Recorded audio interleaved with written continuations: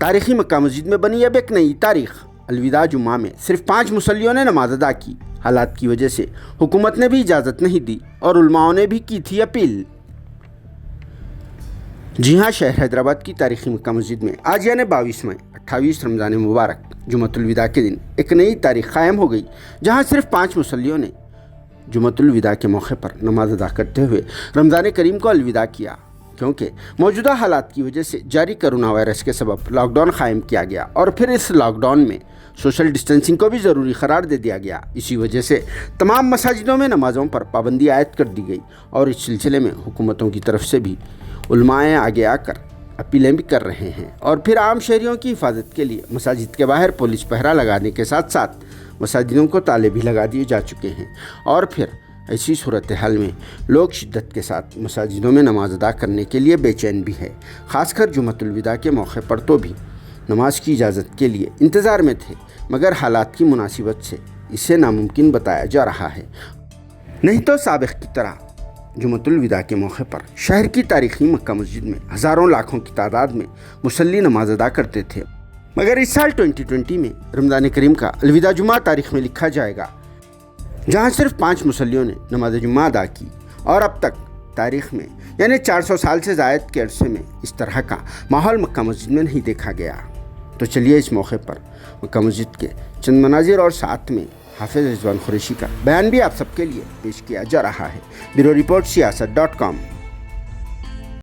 الرحمن الرحیم، نحمدہ ونصلی ونسلم علی رسولہ وحبیبہ الکریم، اما بعد۔ ناظرین کرام، آج تاریخی مکہ مسجد میں رمضان المبارک کا آخری جمعہ منعقد ہوا۔ حکومت کی ہدایت اور علماء کرام کی اپیل کے مطابق صرف 5 حضرات ہی جمعہ کی نماز ادا کیے ہیں، اور الحمدللہ یہ لاک ڈاؤن کا 9واں جمعہ ہے اور رمضان کریم کا آخری جمعہ ہے، چوتھا جمعہ ہے، جس کو جمعۃ الوداع بھی کہا جاتا ہے۔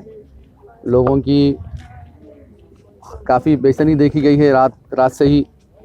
کہ لوگ چاہ رہے تھے کہ آخری جمعہ تو کم سے کم مساجد میں ادا کریں،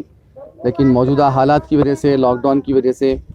اس کورونا وائرس کا جو مرض ہے اس کا اختتام نہیں ہوا ہے ابھی، اسی کی وجہ سے حکومت نے اجازت نہیں دی، جس کی بنا پر صرف 5 حضرات مکہ مسجد میں جمعہ کی نماز ادا کیے ہیں۔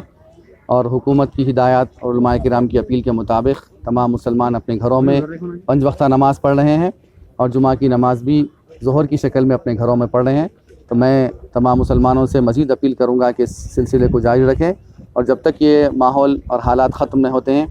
اپنے گھروں میں ہی نماز پڑھنے کا اہتمام کریں۔ اور خصوصاً یہ تو آخری عشرہ چل رہا ہے، اس عشرے میں جو چونکہ اللہ کے رسول صلی اللہ علیہ وسلم کے قول کے مطابق یہ دوزخ سے نجات والا عشرہ ہے، تو میں مسلمانوں سے اپیل کرتا ہوں کہ اس عشرے کو ابھی 2-4 دن باقی ہیں ختم ہونے کے لیے، اپنے لیے، تمام عالم اسلام کے لیے، مسلمانوں کے لیے اور تمام اقوام کے لیے، ساری انسانیت کے لیے، ساری انسانیت کی حفاظت کے لیے دعا کریں۔ انشاءاللہ تعالی اللہ رب العزت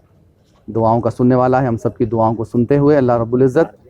ہم سب کے حفاظت فرمائے گا اور اس بیماری سے ہم کو نجات دلائے گا۔